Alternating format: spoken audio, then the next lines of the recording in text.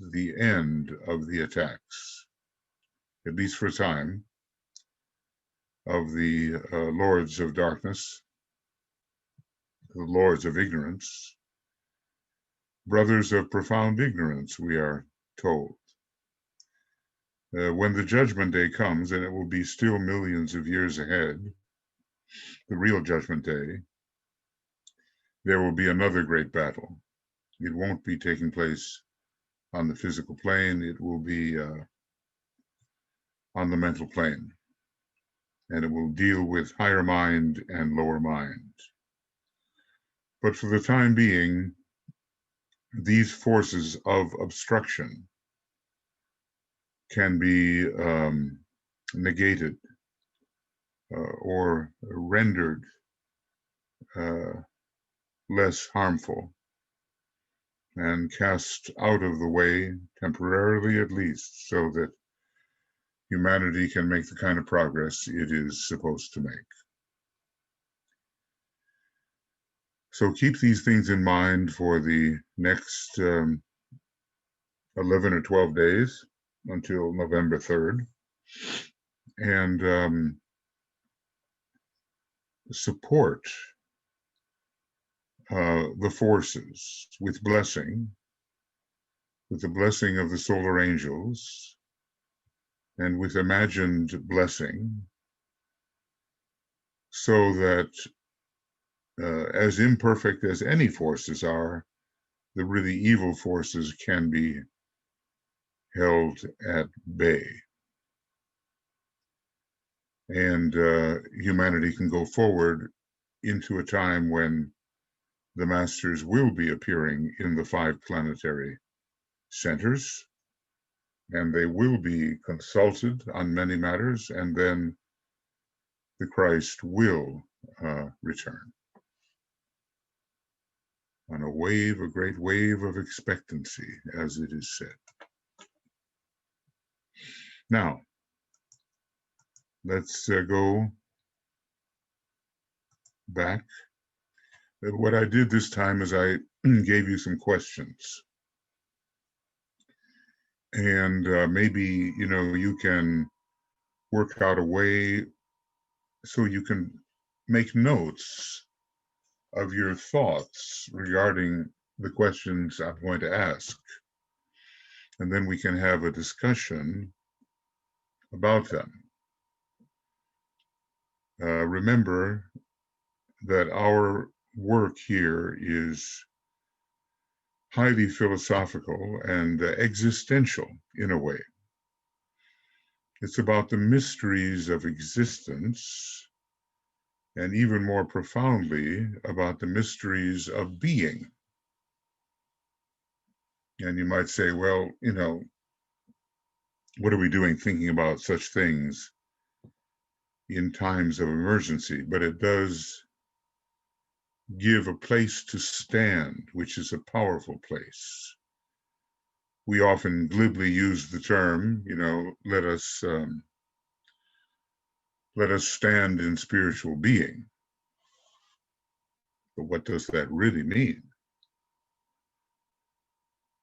And there is a great alignment that allows us to stand in spiritual being. Ultimately, we would have a successful alignment as a group with the spiritual triad, and finally, with the monad, of which really, ultimately, there is only one, no matter how much division there seems to be, monadic division. Is it even real? So I'm dealing here with the question of division. So, get out your, either take notes or maybe, take notes in a Word document or some kind of document if you have any thought in the answering of these questions.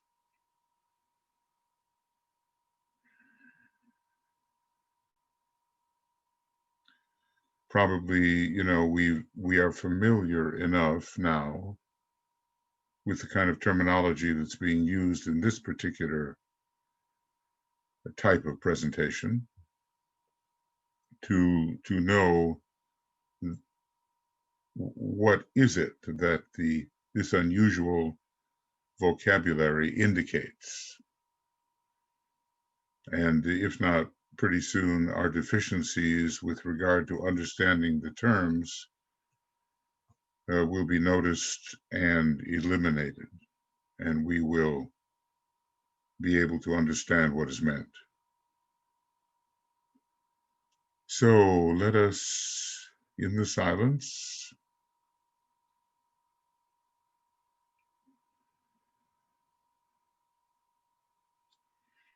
which is the synthetic silence,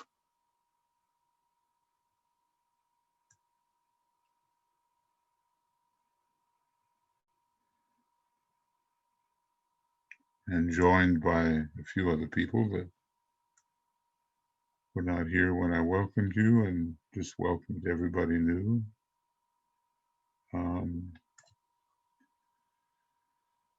We have this sense of union.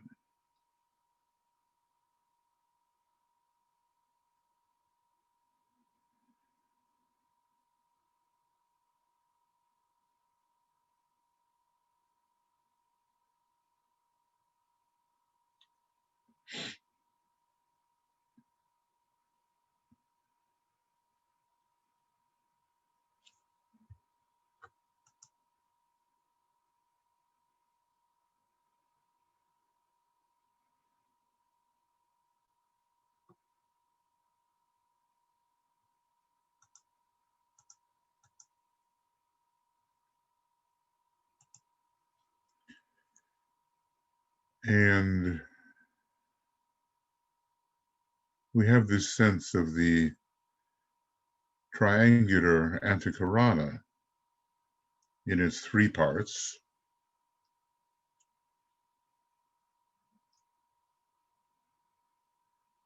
connecting the mental unit with the center of the egoic lotus,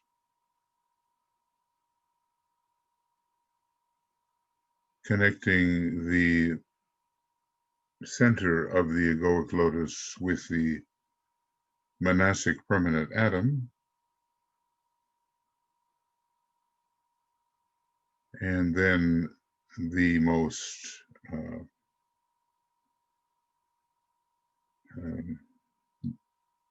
customarily used antikarana process, connecting the mental unit with the monastic permanent atom.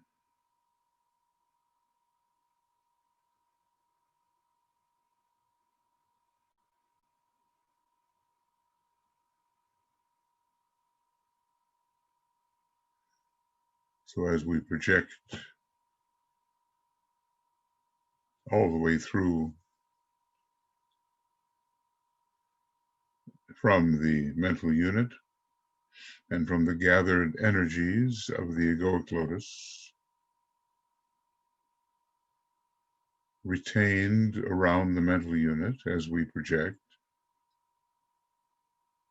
we use the word of power. I see the greatest light.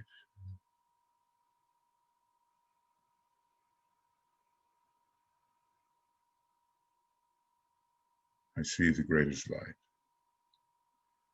And we imagine ourselves projecting as well into the triad and towards the monad from whence unfettered enlightenment descends.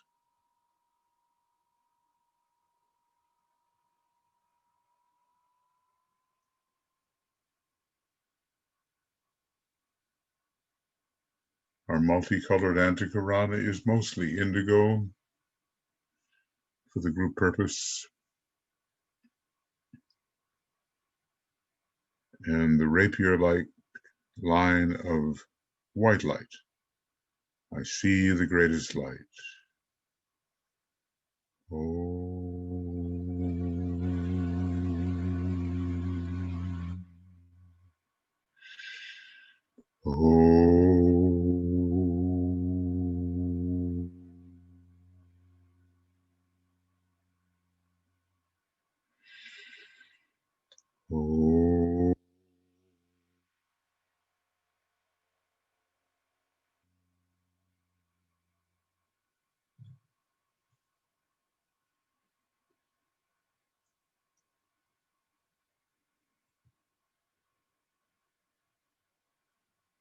And as we put these questions up and try to think clearly about what our response may be, we also imagine for every one of them the descent of some kind of wisdom, some kind of light that will shed additional light and understanding upon the question. And of course, these are deep questions, and they cannot be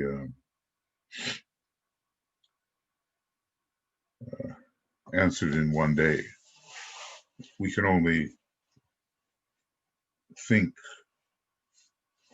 towards what might be an impression that has some accuracy.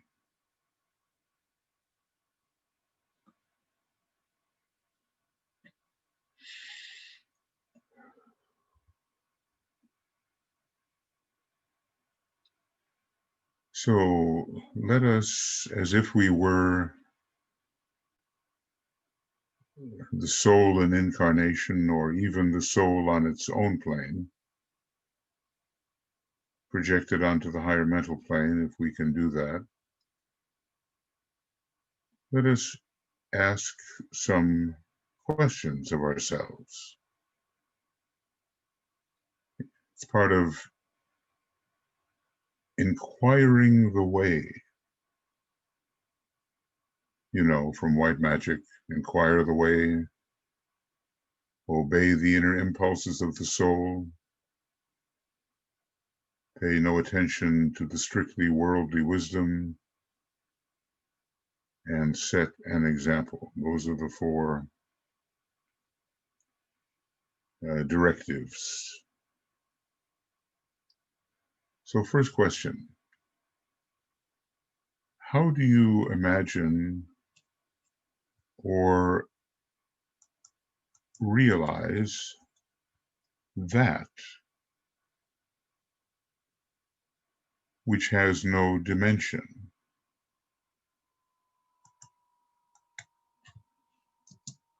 I mean, is there such a that or that? How do you imagine? Can we do that? How do we imagine or realize that which has no dimension?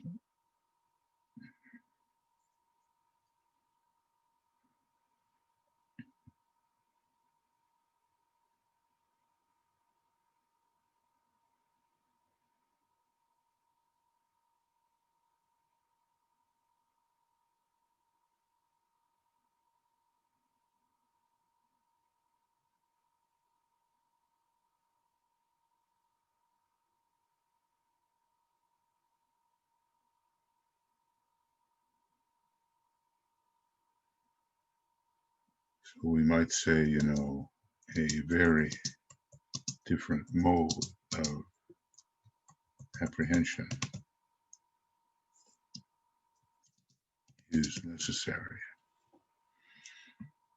How do we imagine, or if the word imagine is not good enough, how do we realize that which has no dimension? And then, of course, you have to define for yourself what is dimension.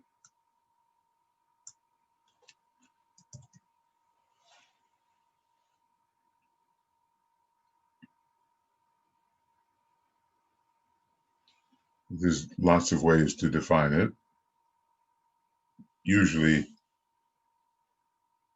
in a very material sense, it's considered to be,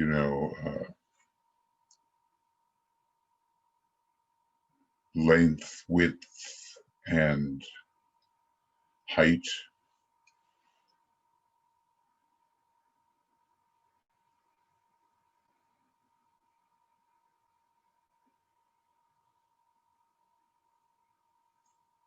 But it also has to do with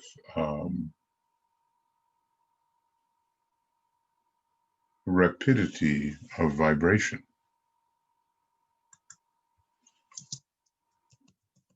Dimensions can be defined in relation to rapidity of vibration. That whole question is a huge one. What is dimension?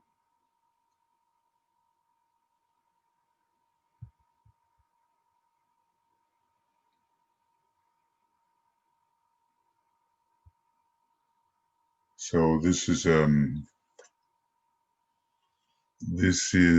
a question: can dimensionlessness be imagined or realized? That's basically what we're asking.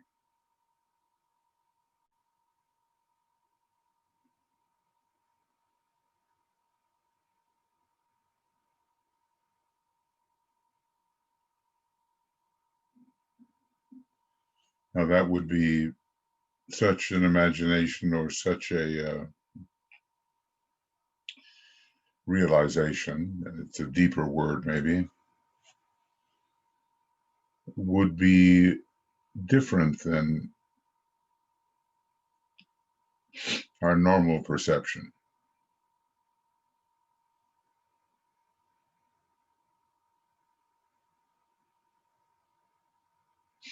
And maybe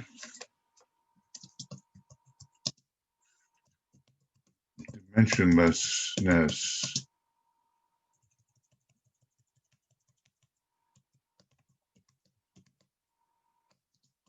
can only be seen and not seen. Maybe.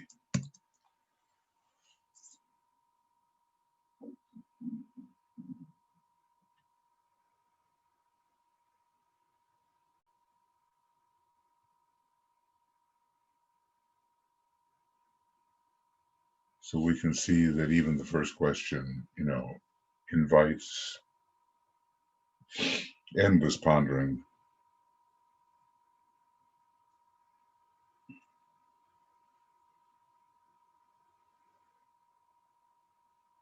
And is usually considered unnecessary, because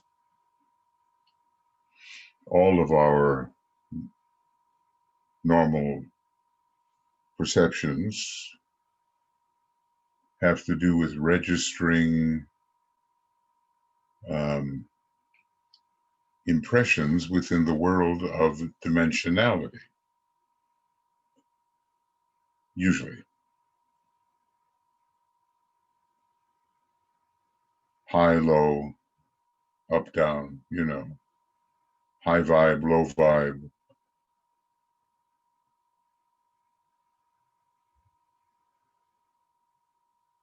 Extensive, minute, even infinitesimal.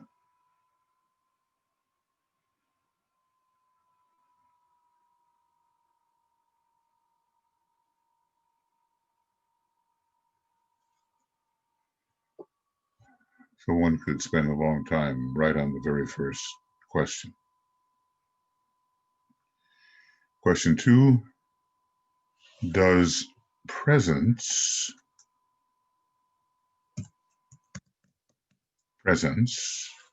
one is intra-universal and one is supra-universal, which means, supra-universal means beyond the self-perception of a universal logos.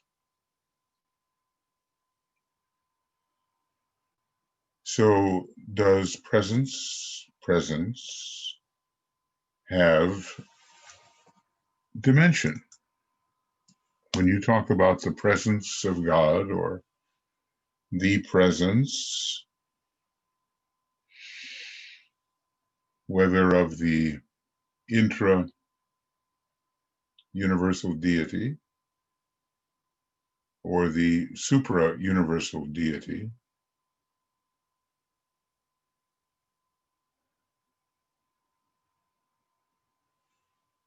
do either of these presences, which really boil down to the same presence, have dimension? Does presence have dimension?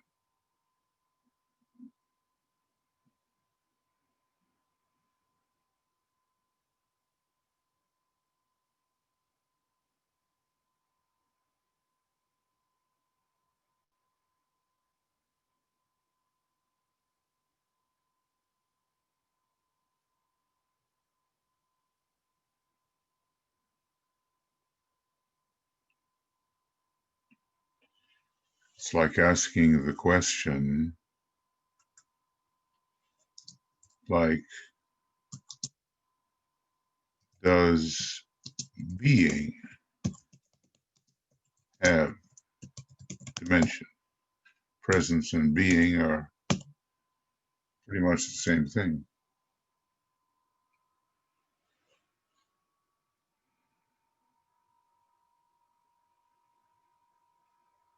Or is our presence and being dimensionless?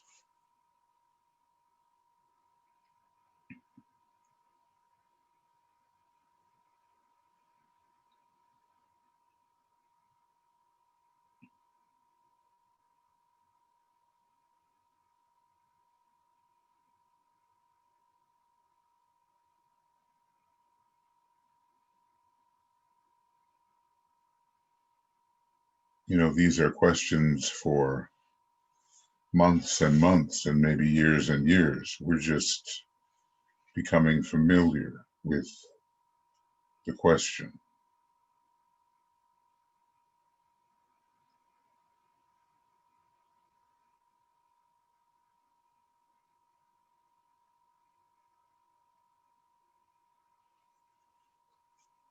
Let's carry it a little further. Is division an attribute of presence or not? Why or why not?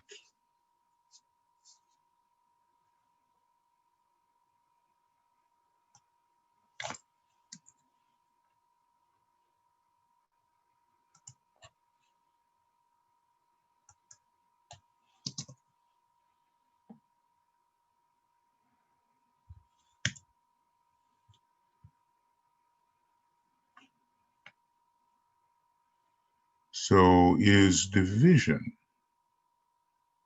an attribute of presence?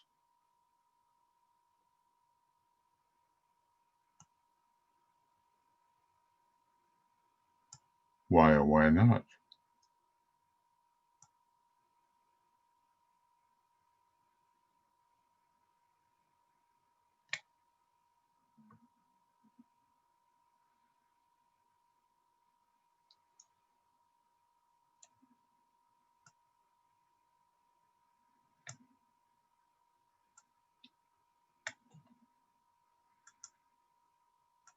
Now, you know,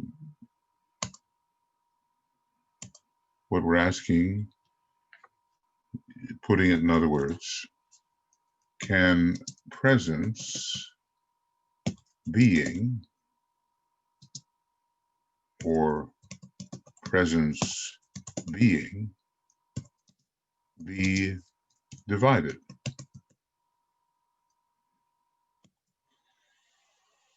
Can you divide presence?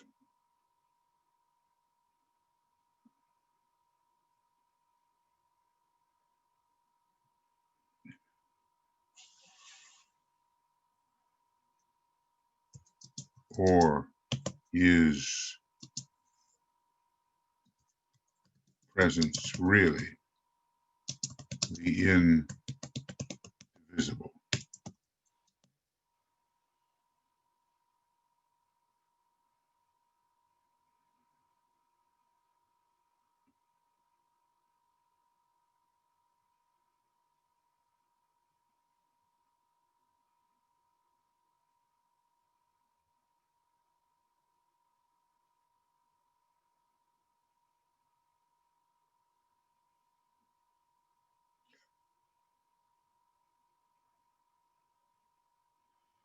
As we try to answer these questions, we're really getting into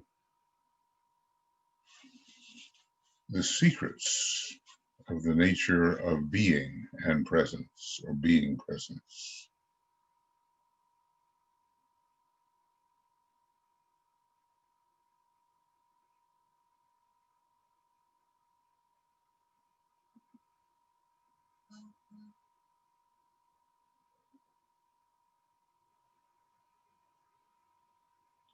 So, in the divine Pimander,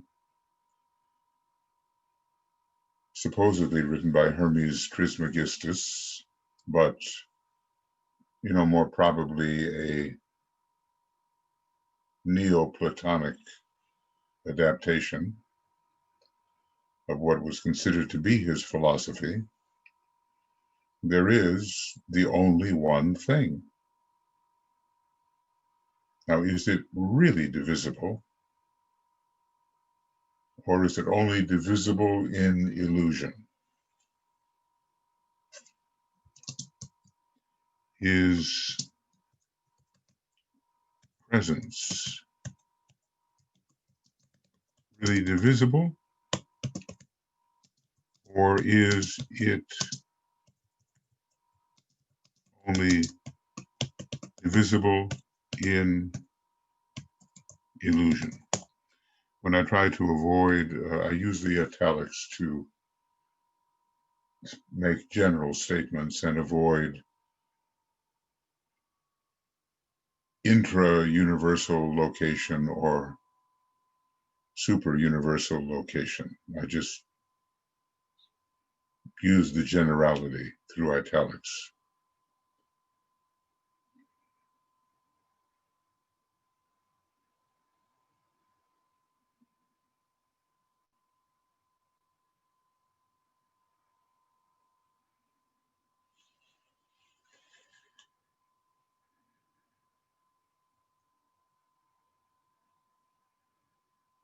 And remember what division really is. Division is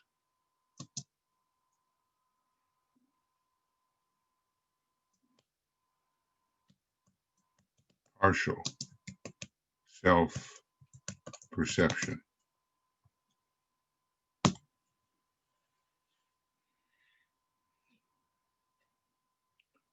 Or maybe keeping it in universe, vision is partial self-perception. There's no other way to create division except to perceive, self-perceive less than wholeness. That very act is an act of division.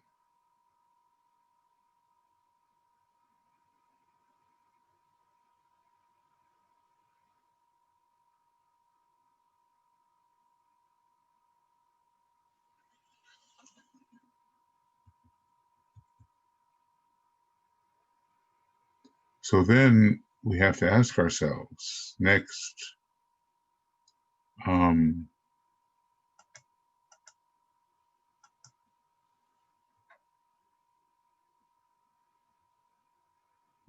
can there be dimensionality? Let's use another word for it. Differentiation, well, mathematical and qualitative differentiation, can there be dimensionality if there is no division?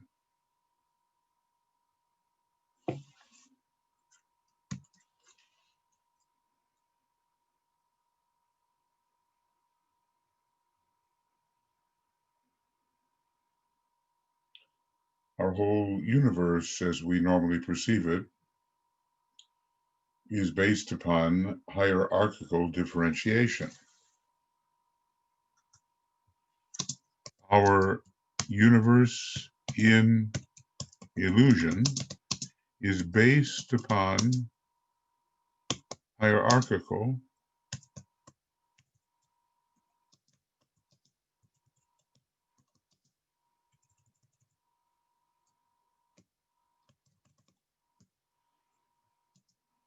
uh, it's based on frequencies, differentiable frequencies of the smallest allowable constructive unit, the UPE, ultimate particle event.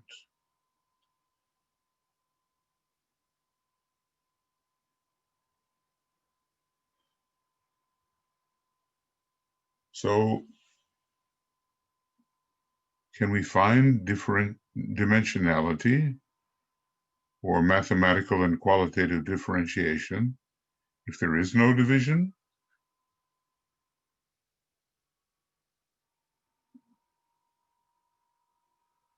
No real division, of course. Mahamayavically, there's always division.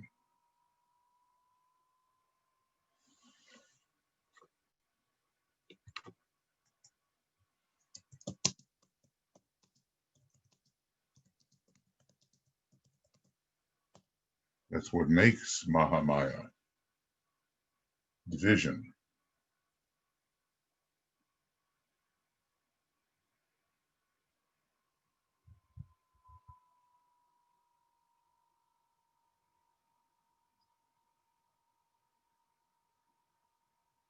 All of this is so simple in one way. We have to live, well, we have to discover the presence and realize that we are the presence we think we have discovered.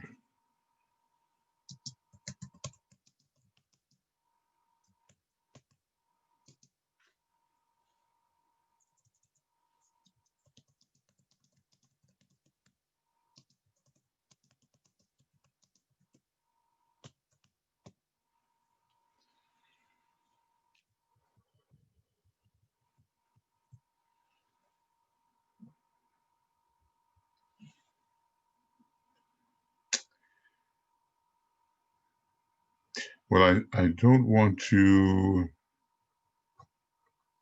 overload us. It's too easy to do that. There are a few more questions, but I think that we have enough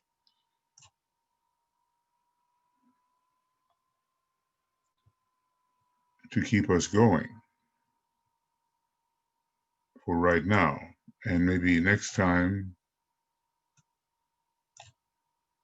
we will take up the others, and it will be a more complete unit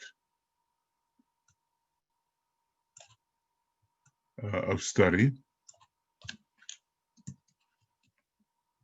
and of exercise of the abstract mind. So I just want to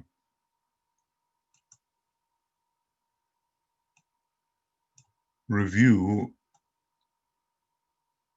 what I've said so far, or at least just the high points.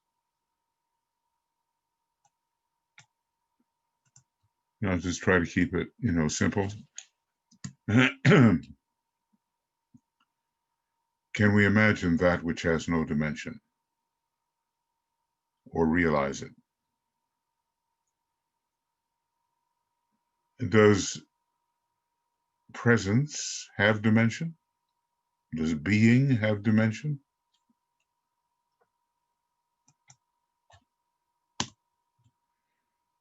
Is division an attribute of presence or not? Why or why not?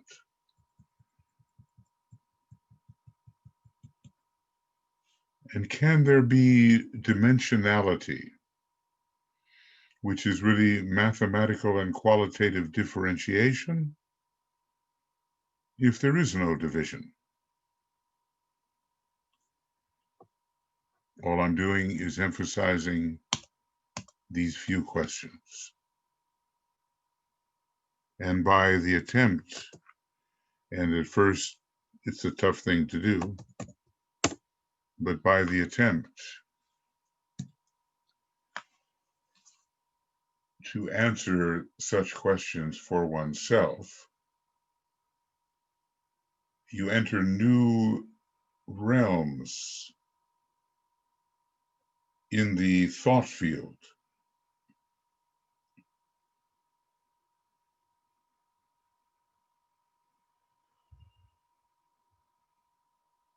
On your way to realizing more and more the ultimate simplification and the discovery that you are the ultimate simplification. That's an interesting, I think, thought.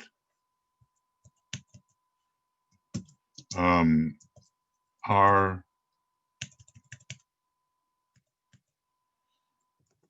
and I'll just kind of put it down here, are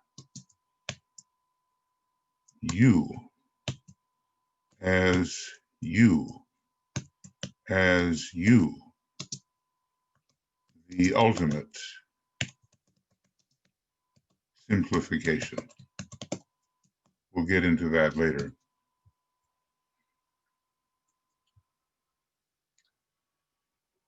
And the somehow value of all this is to realize the necessary dualistic contrast when pursuing non-dualism.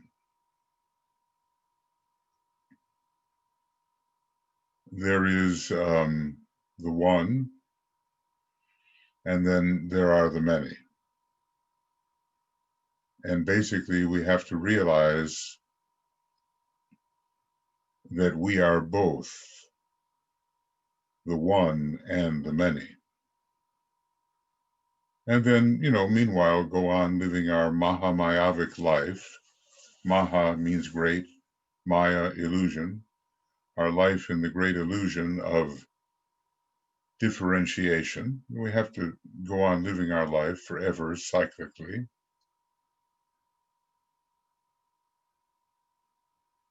But we have two kinds of lives to lead. And sometimes they can, come together in a single realization.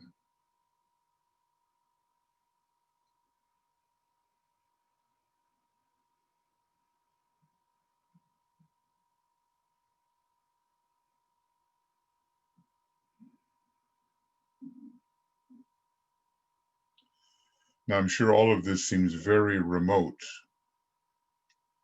from the practical affairs of the day.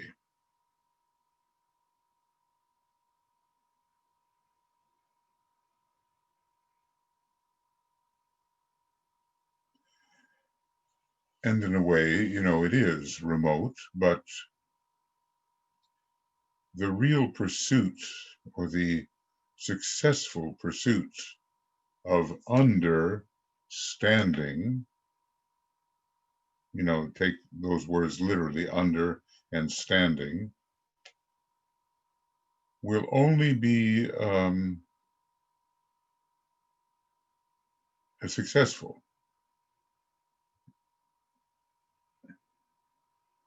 if this simplification we are looking for, which always exists, is realized, and that we are that simplified substance. We are that utterly simplified substandingness. We are that. So, a few illusory minutes a day given to these things can be very valuable in releasing yourself from illusion and helping to release others from illusion along the way of your service.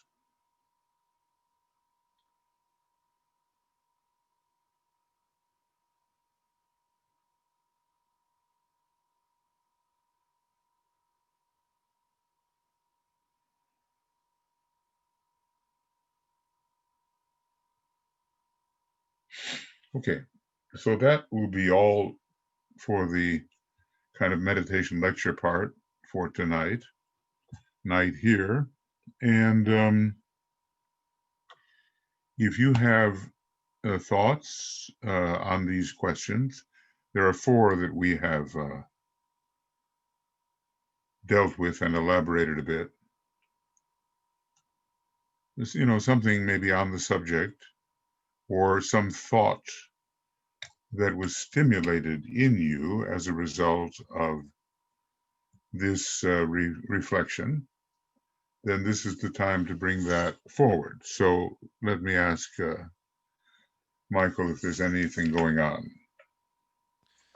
And yes, Michael, Jesse has written some responses, some comments to several of your points, and beginning with your first point. Jesse writes, yes, in presence or beingness. No, there are only levels of focus. No, presence is omnipresence, omniscience. And yes, within omnipresence, omniscience. So we have to go back to your first point at the top of the page. And what was that first point? Because are these applied to the Your different questions or to yes, the, yeah, your okay. different questions. Okay, I see. So, okay, and so I basically asked first, can we imagine or realize that has no dimension? Is that the answer? Correct. Okay. And now, okay. And remember, of course, that if we say we or I am realizing something, I have, through the act of realization, divided myself from that which I am realizing. But I do agree that in the state of presence, realization of my identity or my beingness is possible. And the question of how this is done, of course,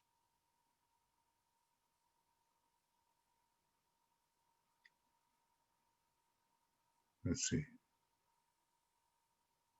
of the manner of how it's done remains to be explored.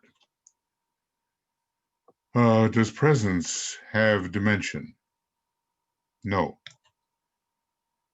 There are only levels of focus. Now, again, levels of focus imply differentiation. So by saying that levels of focus exist, we are saying that dimensionality exists. In other words, every point of tension is a level of focus. In the Mahamayavic world of differentiation, you can have all these different points of tension. Michael, Yes?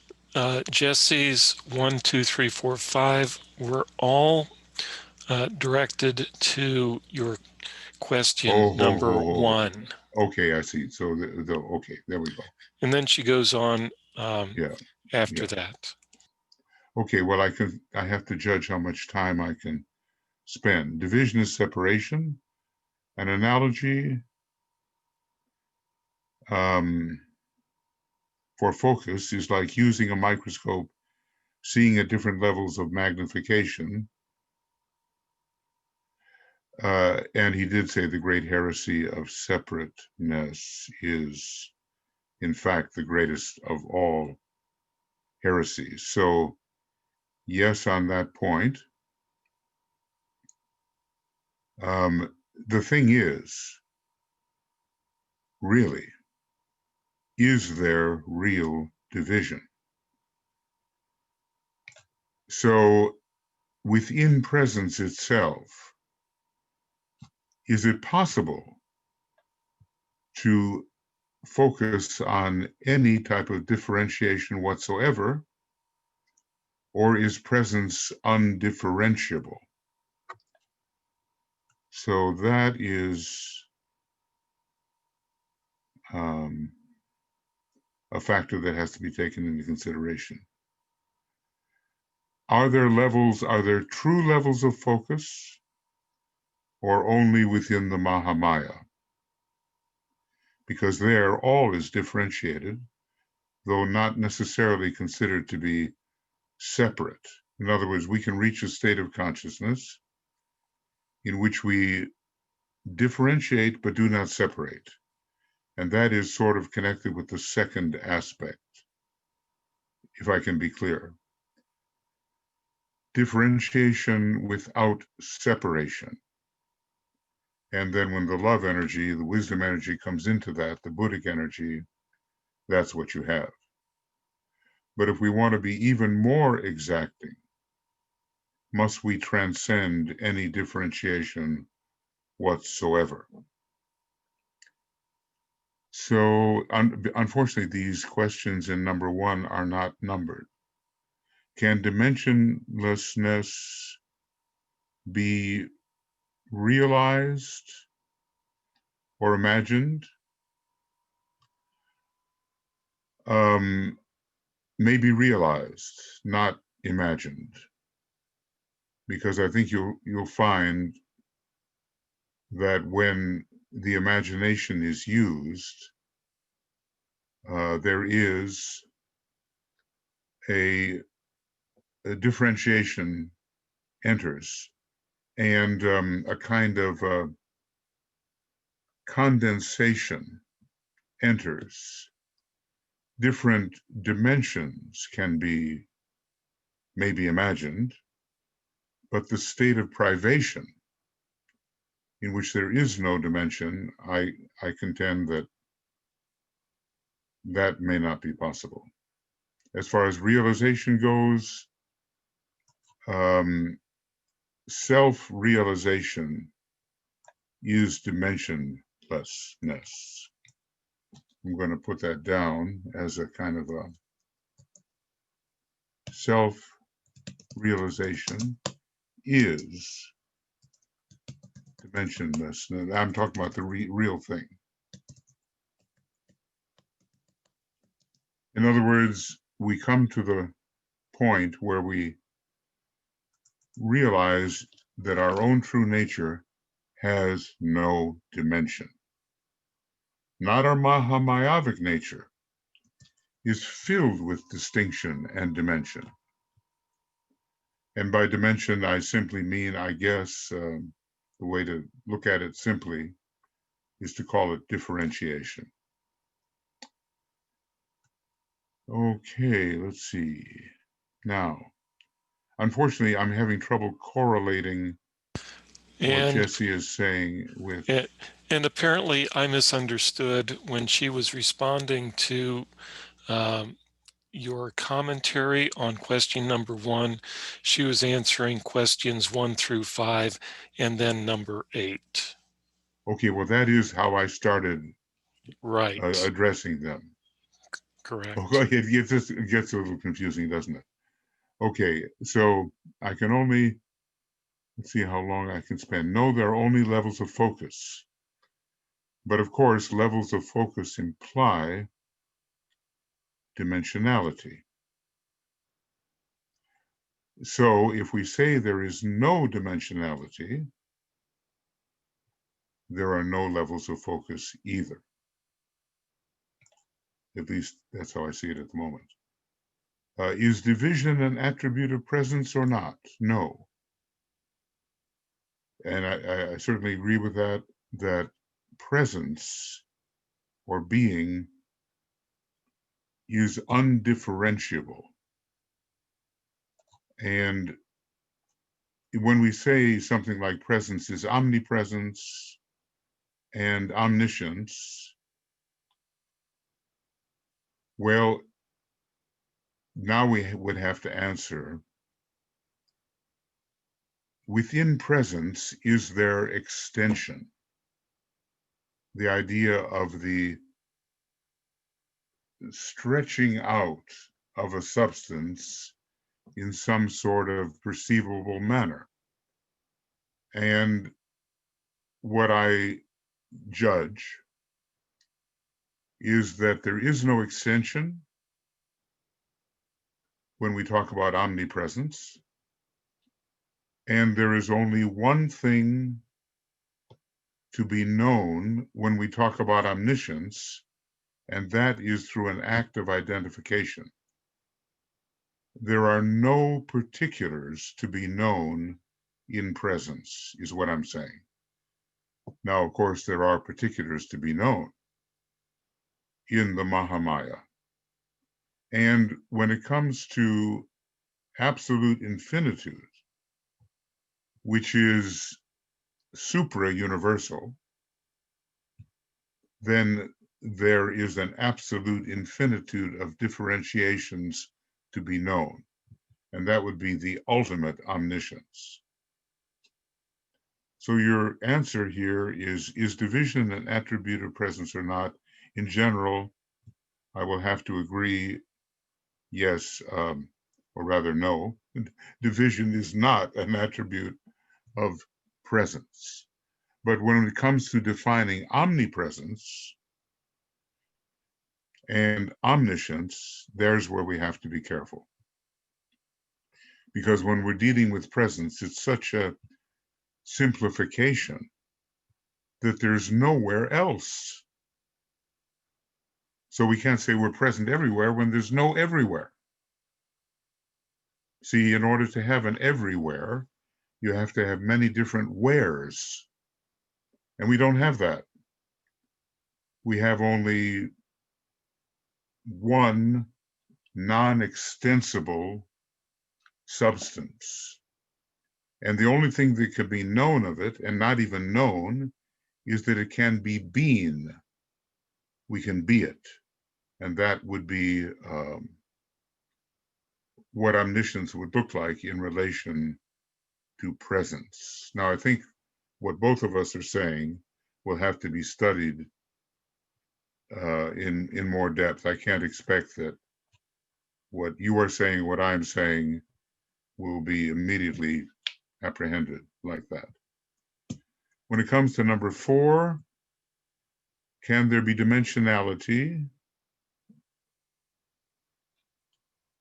But you see, here's the thing, Jesse. When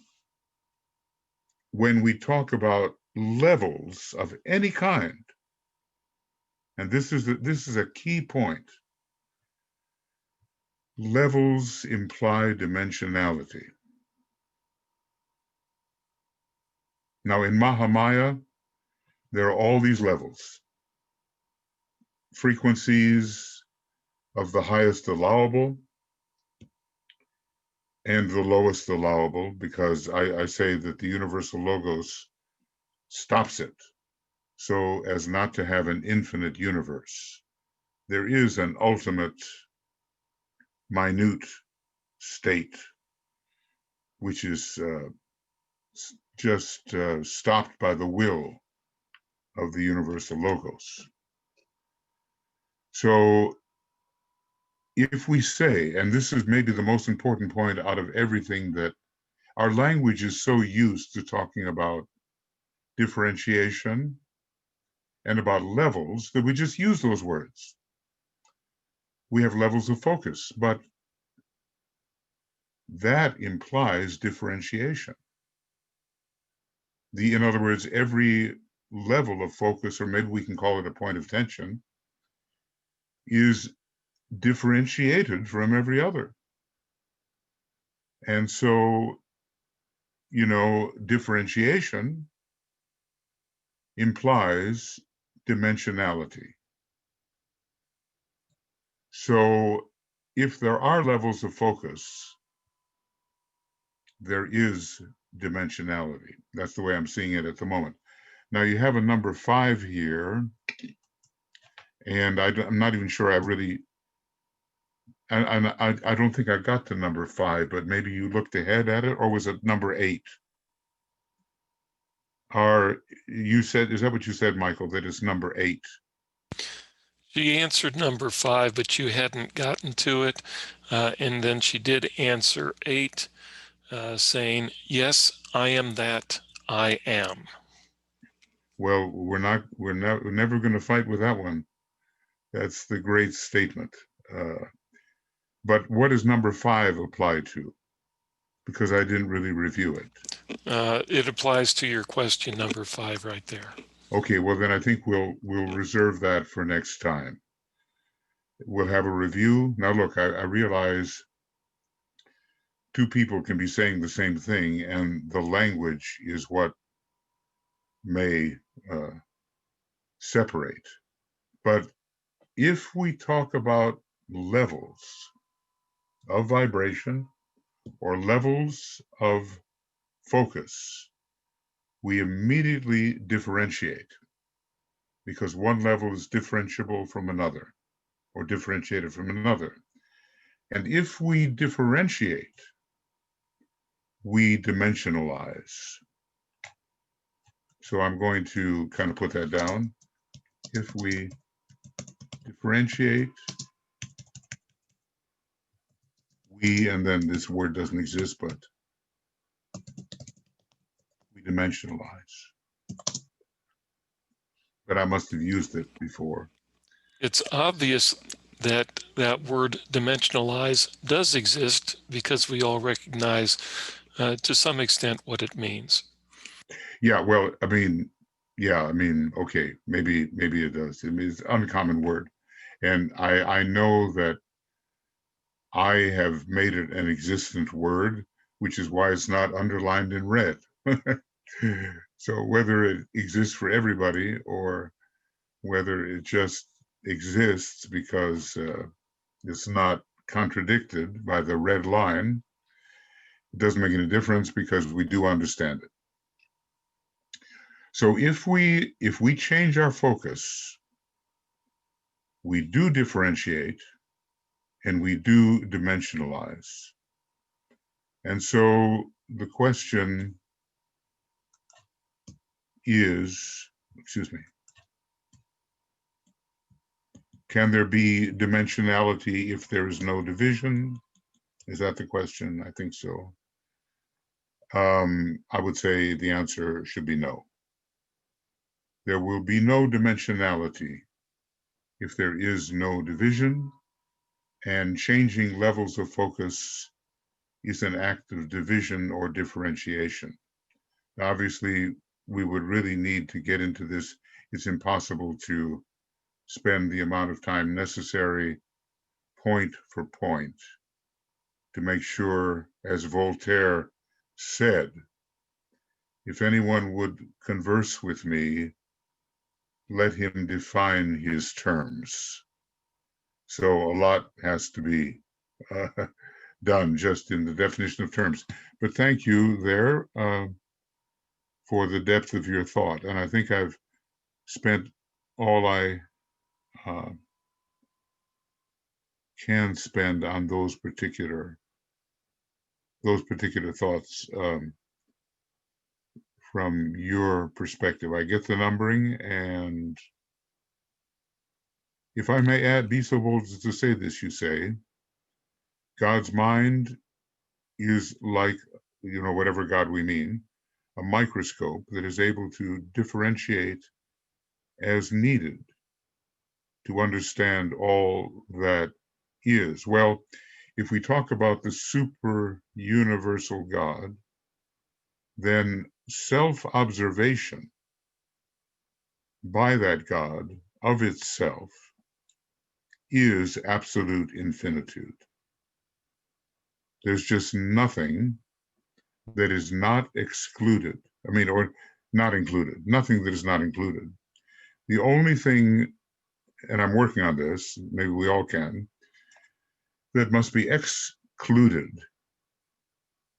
is the assertion that that deity itself does not exist. So that's what Spinoza meant when he said, this admits of no negativity, or of no negation, no negation. And Heike has responded to all 4 of your questions. Okay. And where is Heike's? Go up in the chat box a little bit. Her response to your question 1, emptiness, which at the same time is density vibrating with all possibilities. Okay, that's question 1, right?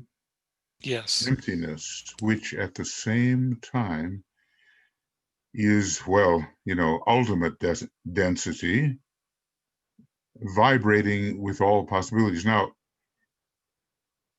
this is true in a sense, as I see it. All I can tell you, Heike, or anyone, is how temporarily, according to my present level of ignorance, how I see these things. But think about vibration itself. And tell me, can you find vibration without differentiation?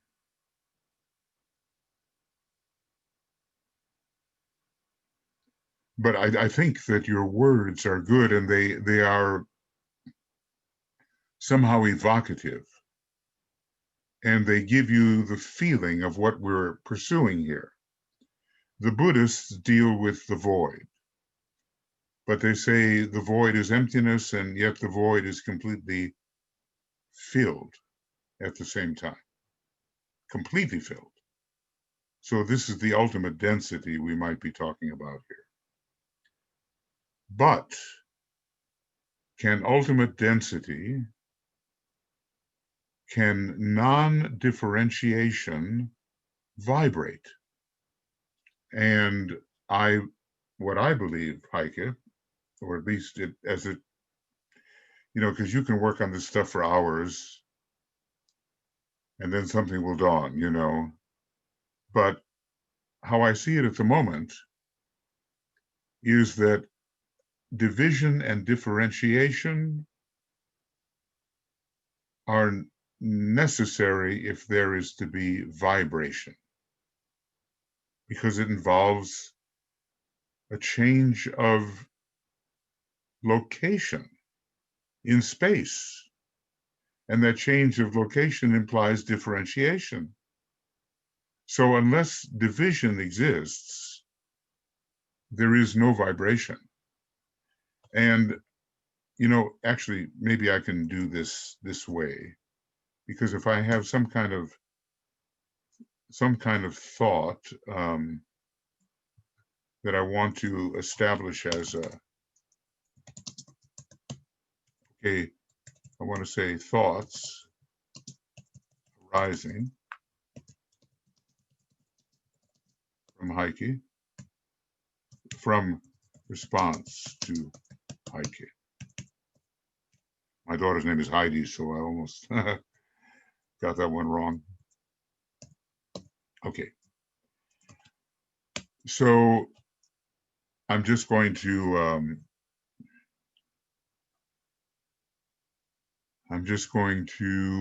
put a number in, any old number, let's see, or maybe bullet points at the moment.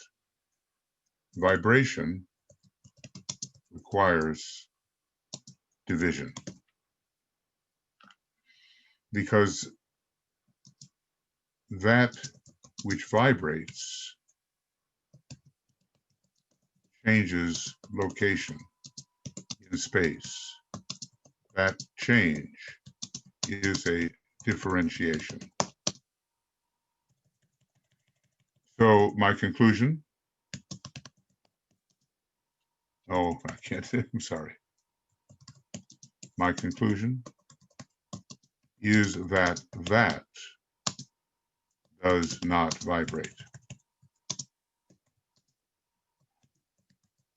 and that presence does, whether it's presence, ultimate presence, or even presence in universe,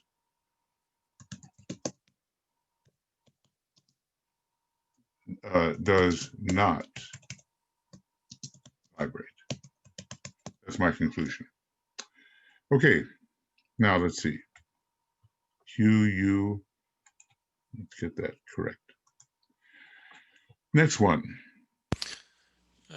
To your question number 2, spaceless space without boundary in either direction, within or without, but there are no directions. That's the point. That's the point. There are no directions. So you're quite right catching yourself in that way.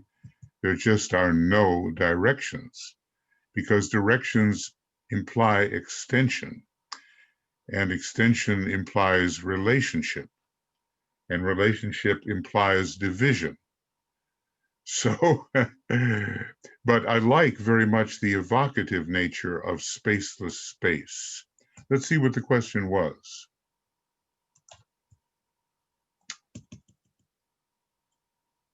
Does presence have dimension? Of course, my implied answer is no. But spaceless space without boundary in either direction. So spaceless space is maybe a good way of putting it. We'd have to try to define our terms, because can you have space in the usual sense without extension? But maybe that's what you mean by spaceless space that has no direction. And you say lack of words, which we use in a boundary sense. So I understand. No words are going to be adequate here. Basically, dimensionality requires division, and with regard to presence, there is no division. So basically, does presence have dimension? I think not. But that which arises from the ultimate presence in some mysterious manner, and I can't say how, is the Mahamaya filled with dimension. And when we come to the super universal Mahamaya, which is the absolute deity observing itself in infinite differentiation, then indeed we have all these relationships and every possible dimension. We don't have every possible dimension in a universe. So I wonder if I can,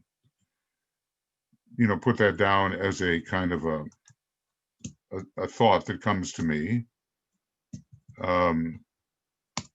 So in a universe, we do not have every possible dimension.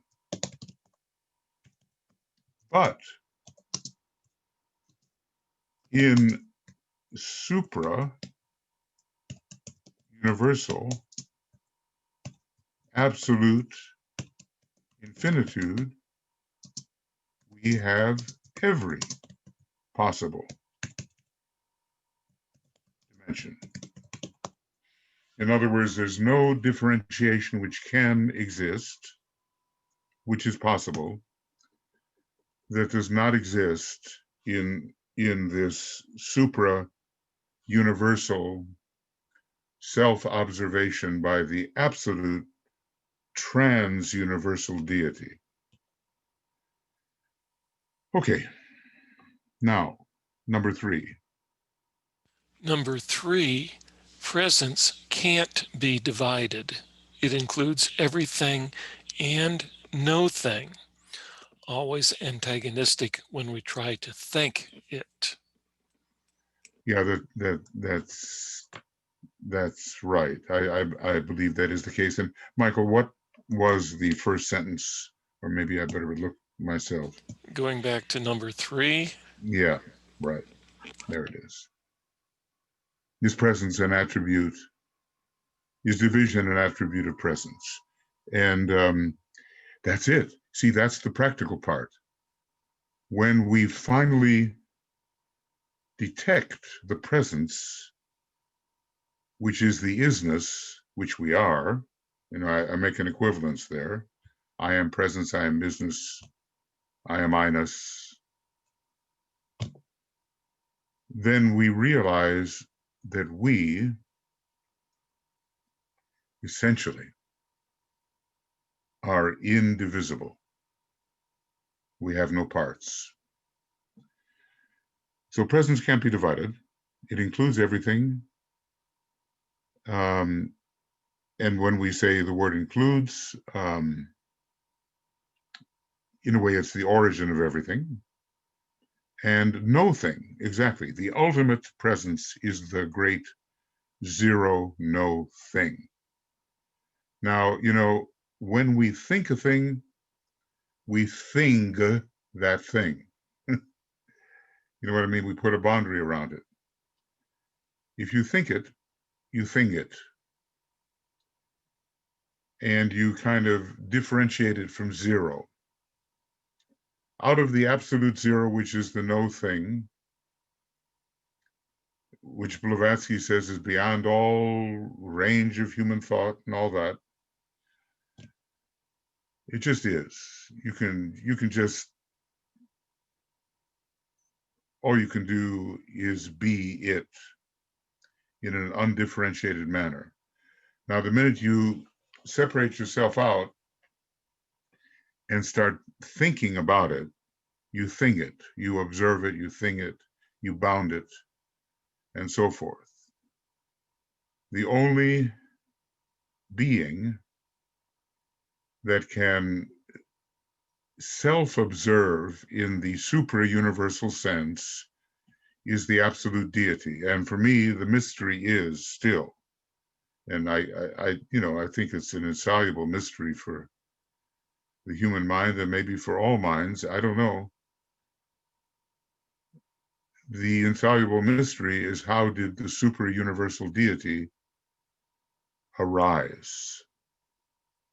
Because the supra-universal deity is not the absolute in itself, per se. In absoluteness, there is no observation, there is no thing. All there is, and you can't, words like you say, they won't do. All there is ultimateness, that beyond which nothing, that beyond which there is nothing else. the one that has no second, and maybe even, if I could understand it, the zero that has no one. And I want to put that down because I think that's an important one too.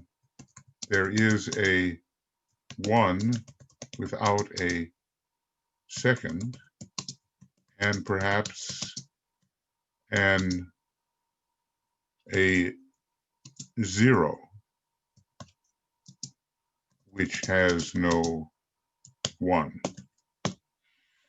And that all deals with boundedness and boundaries and so forth. The thinking is an act of binding, really.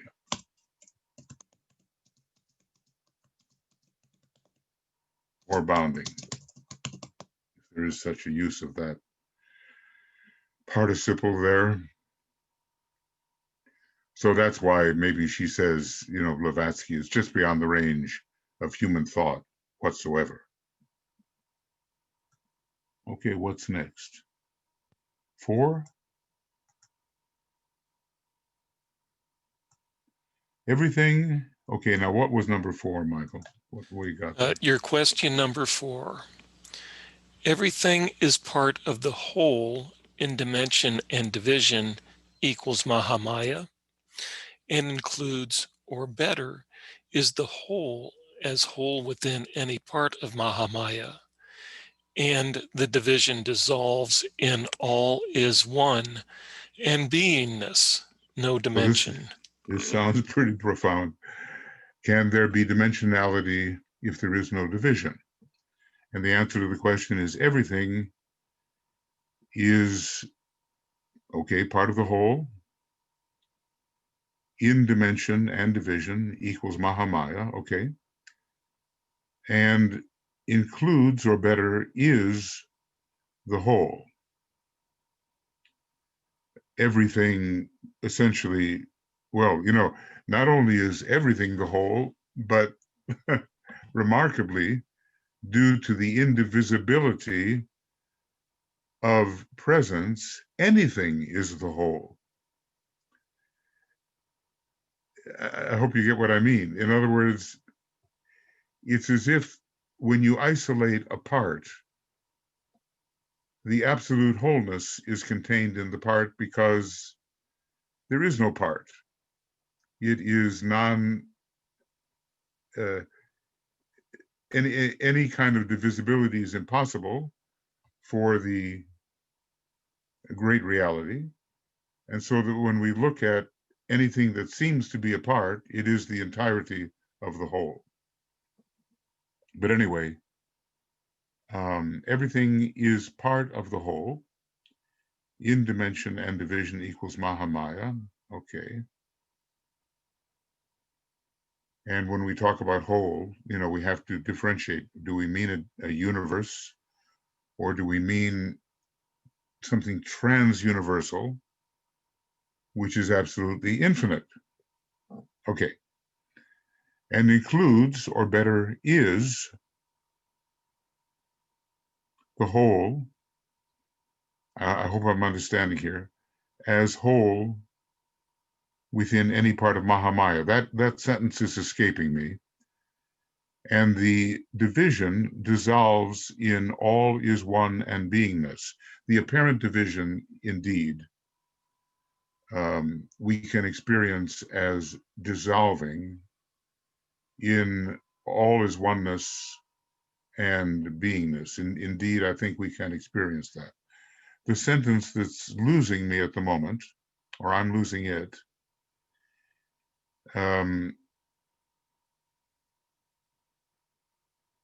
is that the whole that includes. See, I'm drawing a little bit of a blank here on, or better, is the whole as whole within any part of Mahamaya. That's where I'm. So if you can. Perhaps, Michael, consider everything is part of the whole and includes. The or better is a different way of saying it, or in other words, is the whole as whole within any part of Mahamaya. Okay, You're not catching that either. I'm not Okay. there yet. I'm not there. I'm sure behind it is a simple and clear thought. It's just in the verbiage that I'm getting lost. How would you put it simply, Michael? Or did you just try to do that? I'm going back to it. How would I put it simply? Um,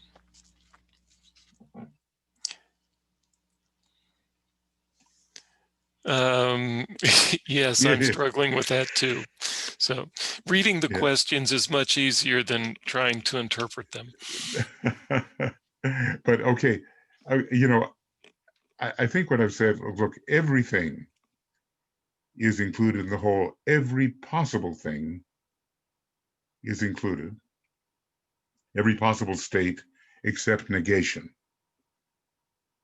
And we could say that even negation is included in the no thing, but of course, it's the ultimate positivity. So, you know, in a way, no negation is allowed. Spinoza was correct on that point, I think. So You know, everything is part, yeah, pardon me? I Everything, consider all of yeah. this relativistic in terms of state of consciousness. Well, you know, what we're doing here is we're trying to get rid of relativity And because to me, relativity is, you know, I translate it in a funny way, relativity. Dependent upon division, how does one thing relate to another? So, first of all, defining the terms. What really is the whole? The whole is absolute infinitude, and I call it articulated absolute infinitude. Every possibility is included within it as a super universal reality. I'm afraid we waft off into the totally intangible here. Excuse me. that's where we're trying to go. Uh, from our Well, shard, from our shard of monadic divinity, it's one thing, and from the shard of monadic divinity of the um, top of the chart um, of the cosmic planes.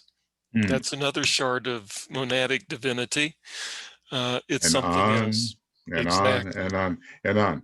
As a matter of fact, you know, when we talk about the monad, we really, via the universal antikarana, are going to trace it back to the universal logos. The and I'm going to put that down. It's no longer immediately related to what Heike said, but it needs to be put down.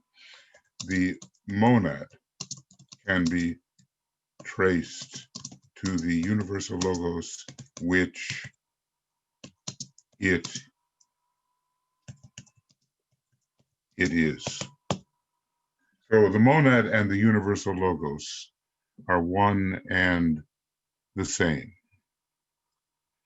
Now I'm going to make one more attempt, and if I don't succeed, then I'll ask Heike to rephrase it. Everything is part of the whole, okay? Indeed. And if we define everything in universe as part of the wholeness of universe, great. And everything supra-universal is part of the wholeness of absolute infinitude. But you're sticking inside the universe here in dimension and division, Mahamaya. Everything. And includes, or better, is the whole. Now, is that everything is the whole? Maybe that's what is being meant here. Is the whole as whole And that as whole part is where it's difficult for me. Within any part of Mahamaya, that particular sentence, I think I'm just going to have to ask to be rephrased. My poor head will not grok that at the moment. And I will go along here, and the division, any division, dissolves in all is one and beingness. And finally, what is that all is one? All is, okay, is one, is absoluteness, or absolute zeroness. No thingness. In fact, probably in fact, all is absolute zeroness ultimately. So that's as far as I'm getting in understanding the response. Now, obviously, if any one of us could sit down with the other for an afternoon and really work things out every time there's a little catch in the understanding, obviously we would be clearer. Under such circumstances as this, we just have an approximation of clarity sometimes. And partly it's English as a second language can interfere. Okay, well, and that's true. I would hate to think of having to speak Finnish. And I've only been here 20 years, so. Okay, but thank you, Heike. So far, really strong statements, and Jesse, strong statements which cause one to think. And Okay. Jesse came down to another comment as a question. Can't presence, capitalized, contain or be of a triune nature? I think not. We can have what we call the presence of an angel. Okay, here is this angel is vibratorily detectable and maybe even visible. We can have the presence of the one initiator. There is a kind of a radiation, which we call presence. And we can have the presence of any Mahamayavic being. We come into relationship. See, that's presence as relationship with something. But I'm looking for, we are looking for trans-relational, maybe I better call it something else, supra-relational presence, or trans-relational presence, or para-relational presence. Now, I think this is very important for us to, the minute we talk about presence being triune or triadal or, something that implies division,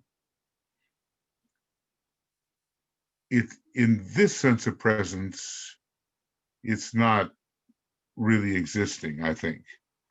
In the sense of being present, as they say, in the presence of another.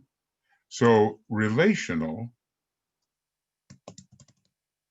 presence can be characterized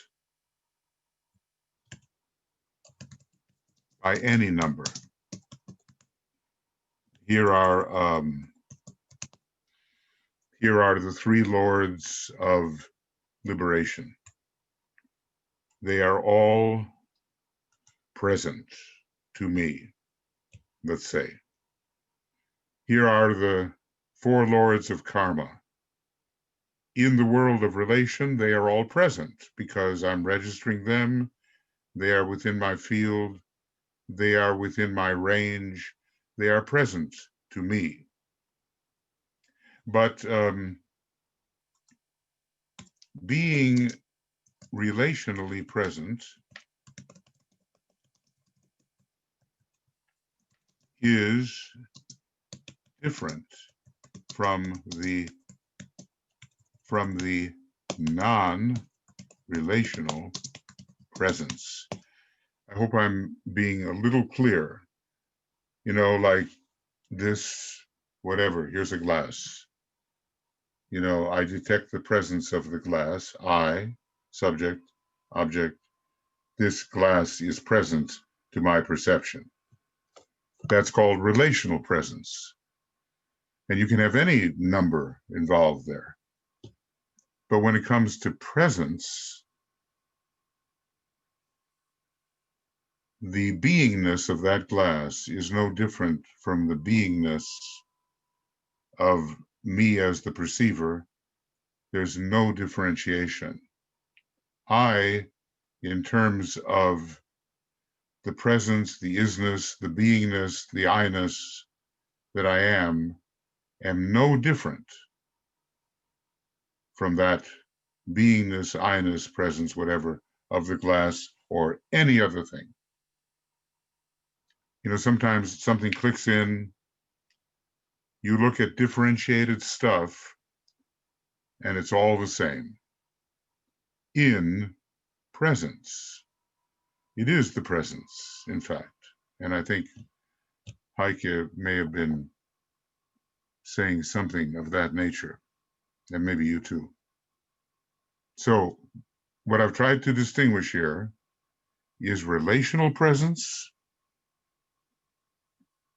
I'm surrounded by a bunch of stuff. They're all present to my perception. And the factor of pure non-dimensional isness. Non-dimensional isness. That's what I'm trying to get us to think in terms of, because we differentiate so readily when we use the mind. I know I'm differentiating like mad here, but I'm in the world of differentiation when I'm talking about these things. But there is something else, which isn't really something else at all. You know, it isn't, because it's the only thing that is. And it's non-relational. And that's what's meant by non-duality. Once the Tibetan, I wish I could find it, he tries to explain non-duality. And he tries to tell what the human mind usually thinks, and he says, I don't mean that. And then he doesn't really tell you what he does mean. But it's not that we usually think of when we say the paradoxical statement, I am aware of non-duality. I am the same as that. Right away, language has caused a problem. Probably only silence can enter to prove in the state of beingness that I am the same as that, and the same as all things. From the beingness dimension, and I shouldn't call it dimension, from the point of view, well, you can't use language, that's the problem. From the point of view of isness, everything is identical. Now that's unless we have to begin to somehow realize that from the point of view of isness, everything is identical. Okay, now, if y'all have stuck out this discussion, I have to hand it to you. You're doing well and you're being very patient because obviously, using language, we are groping for some fitting way of coming closer to describing the indescribable. Is it a quixotic quest that should be abandoned? Or is there a greater feeling of reality that begins to dawn as we try to describe the indescribable? That's the question. Language is a hindrance, and maybe the best evocative language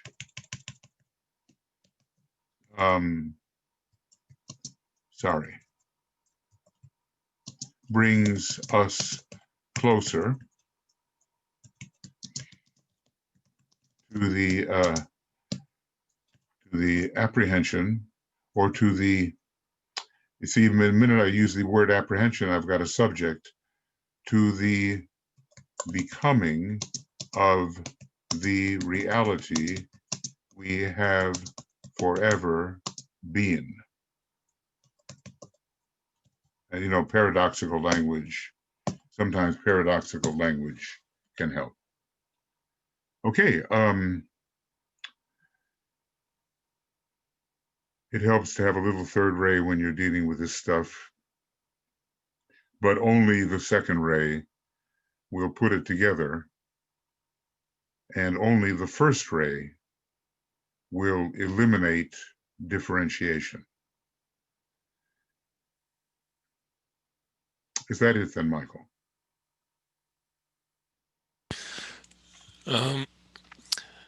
Jesse says, by presence, I mean beingness, not relational. Yeah. Okay. Well, then that, Jesse, in my present opinion, I don't think we can divide or differentiate presence in that type of definition of presence. I think we can differentiate relational present as something is present to me perceptually, but I don't think we can. I think the presence itself is undifferentiable. Conclusion, at least for me, but everybody has to think it through for themselves. For myself, is that presence is undifferentiable, and that we cannot, apply number to it, really, except maybe the number one, and maybe the zero, which is not a number in a way, is applicable to it. Okay, well, that's, I wonder if I can say anything practical about this at all. And I will just say that, the simplest thing, and taking the words in a non-specific way, at least the second major word, is just be what you see. Now, it's also true, if you can see it, you can't be it, but that's more a Mahamayavic statement. The word see means to register. So be whatever you register, despite differentiations of form. Be what you see. If I was to boil it all down, if we can spend a few illusory moments a day being what we're seeing, we're moving ever closer to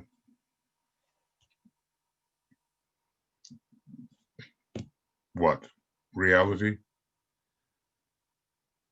Where that we already are. We are the reality. We're moving closer. The seeker and the sought are one. That's the sixth ray mantra. The seeker and the sought are one. Now, some frustration can enter in. We all have our own language, and you have to work it out for yourself. What's your best language as you try to describe your endless approach to reality, which you already are. But, if you're going to use language, it's got to be your own, and it's got to be really meaningful to you. And it may not be meaningful to someone else, or yours may be better than theirs for you. But that's what has to be done. If one wants to really pursue this, pursue that which we already are. Or as St. Francis said, or is reputed to have said, what we're looking for is what's doing the looking. See how that can it ever be solved? What we're looking for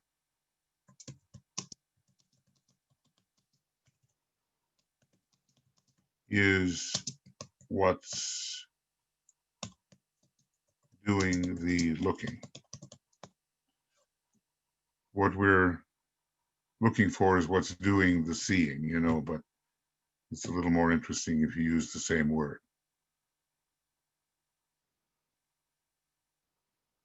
Okay, well, I think that pretty much takes our time for tonight. Tomorrow morning, glamour, and there's plenty of it to go around. Some of you who are, in the United States or maybe just interested will be watching the debate at either convenient or outlandish hours, middle of the night kind of stuff. And then we'll be working on glamour the next morning, and it'll be is that correct, Michael? I think so, yeah. Glamour at 5 a.m. And then Cosmic Fire at 5 p.m. And then the usual Ask schedule, and we'll be straightening things out for you as far as the full moon goes and so forth. And we don't want to forget to mention that Europe, Finland especially, goes off of daylight savings time on Monday. So beginning the Ask program next week, beginning Wednesday, the programs are 6 a.m., 6 p.m. rather than 5 a.m., 5 p.m. Right. That'll be, important to note. In some ways, I don't know, it makes it more difficult for some and maybe easier for others. But we'll just persist and, you pick up which programs you can or wish to, and they will be posted. So if you want to, get into them in a deeper way and take some time with them, you'll be able to download. Yeah. Well, I want to really thank you tonight for your thoughts and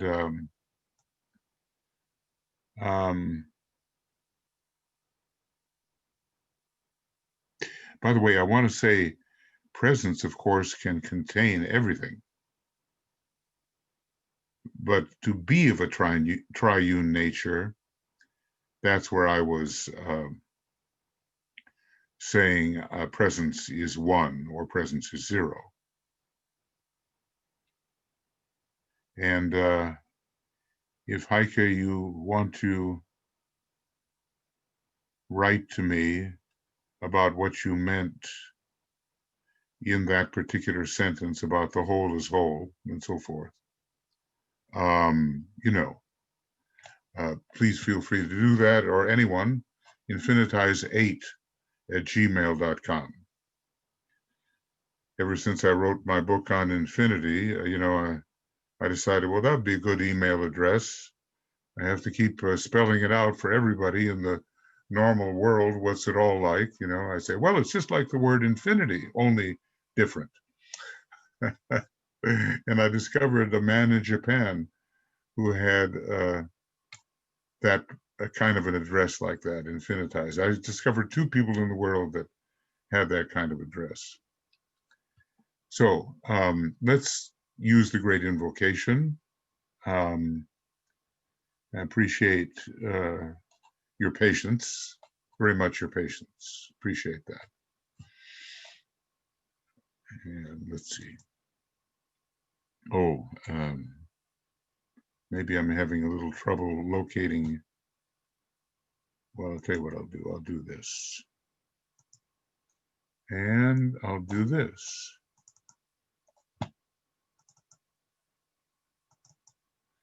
And now the great invocation should be shortly It's on visible. the screen now. Very good. Okay. Thank you. Thank you. Thank you. So here we go.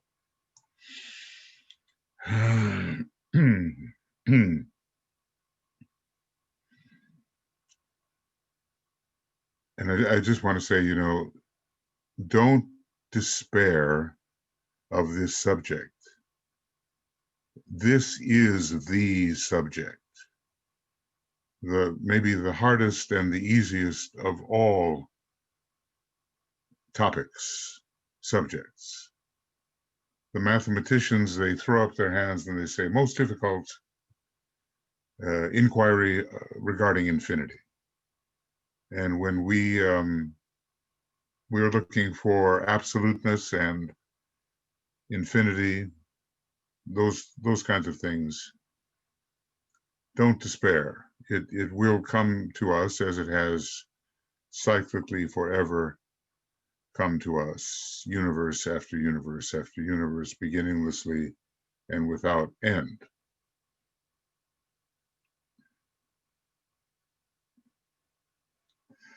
From the point of light within the mind of God, let light stream forth into the minds of men. Let light descend on earth.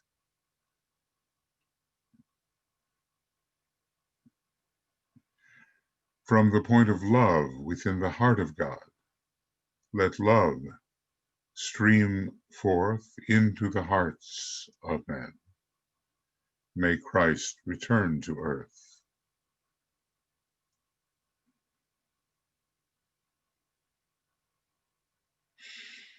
From the center where the will of God is known, let purpose guide the little wills of men, the purpose which the masters know and serve.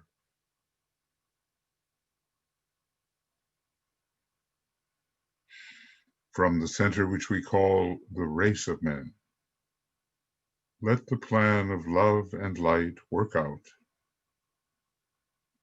and may it seal the door where evil dwells.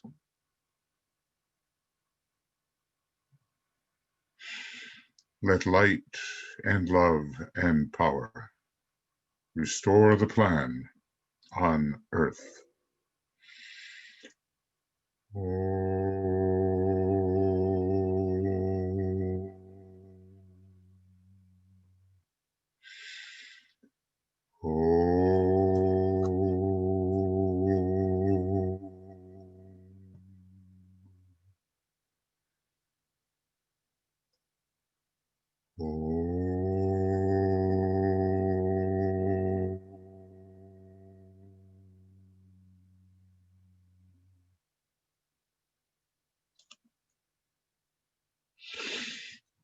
Thank you, everybody. Lots of love and blessings from all of us on the communications team and group. And we'll be seeing you before long. I'll stop the recording, and then a few moments later, Michael can stop the whole thing. Okay. See you now. Bye-bye.